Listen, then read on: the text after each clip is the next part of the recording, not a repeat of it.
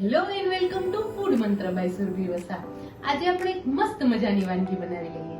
હંમેશા south Indian વાનગી બધાની પસંદ હોય છે, ઘરમાં નાના મોટા બધાને ભાવતી હોય છે. એટલે કે ઇડલી કે ઢોસા આપણે બનાવીએ અને એમાંથી ઘણા બધા આપણે વેરિએશન પણ બનાવી શકીએ છીએ.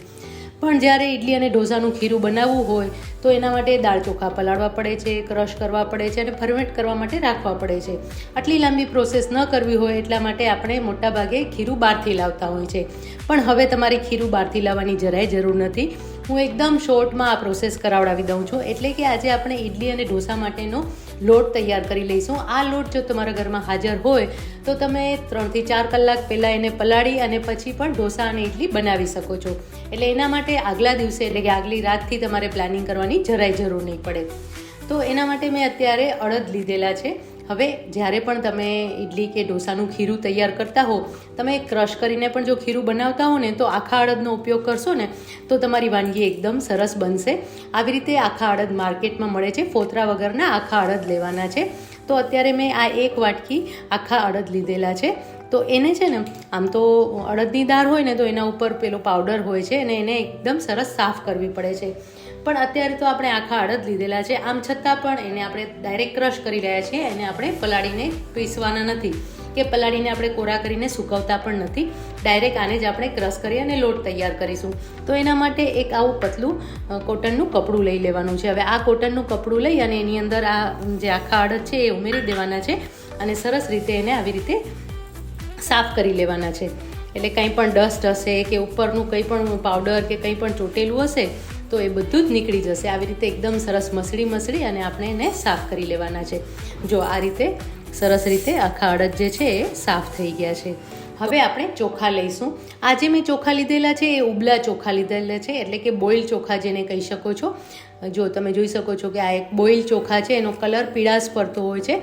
આવા ચોખાનો ઉપયોગ કરવાનો છે. જો આ છે નોર્મલ ચોખા છે, આની વ્હાઇટનેસ તમે જોઈ શકો છો.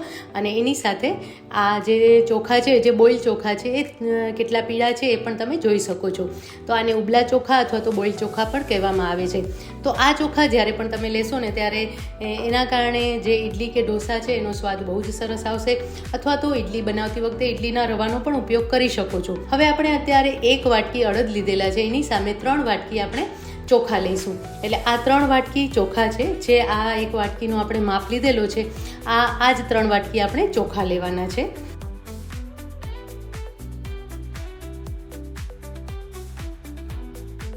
તો 3 વાટકી ચોખા અને 1 વાટકી અડદ, આ રીતે આપણે મેઝરમેન્ટ લેવાનું છે.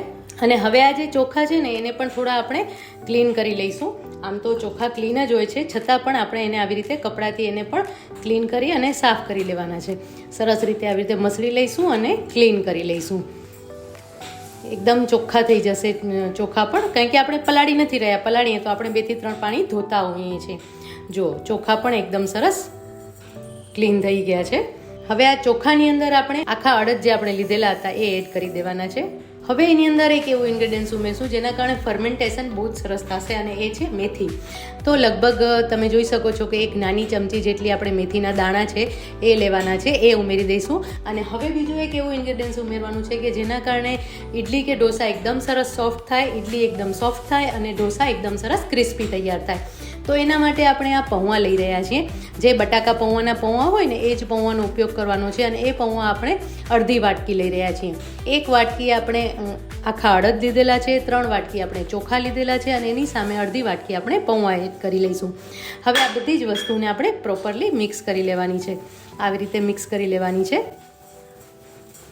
અને આ જે મિશ્રણ તૈયાર થયું એને તમે ઘંટીમાં પણ દળાવી શકો છો. તમારા ઘરે ઘંટી હોય તો એમાં પણ દળી શકો છો, અથવા મિક્સી જારમાં પણ કરી શકો છો. હવે આપણે એને મિક્સી જારમાં ક્રશ કરી લઈશું. બધું જ એક સાથે નથી લેવાનું, આપણે એને 2 લોટમાં ક્રશ કરી લઈશું.